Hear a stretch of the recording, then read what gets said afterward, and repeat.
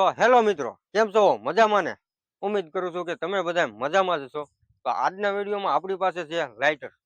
જો કે લાઇટરમાં આપણે એક ફ્લેમ્બર ગેસ હોય છે જે ઝડપથી સળગે છે. તો આ લાઇટરનું કામ છે બધી વસ્તુને સળગાવી.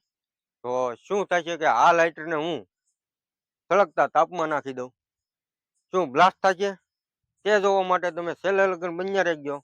ચાલો તો આપણે ટ્રાય કરીએ.